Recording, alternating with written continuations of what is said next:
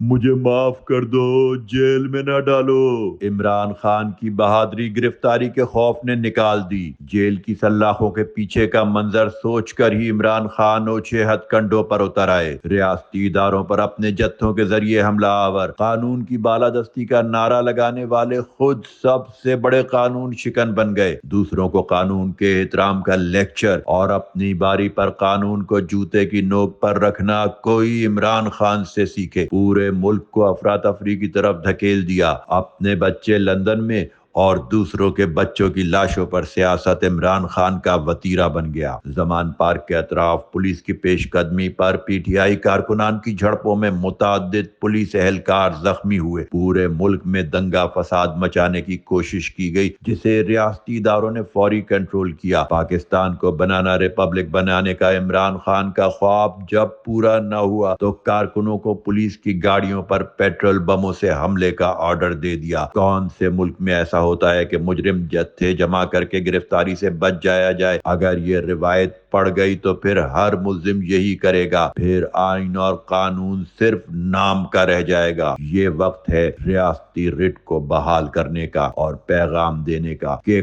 کوئی بھی ریاست سے نہیں ٹکرا سکتا۔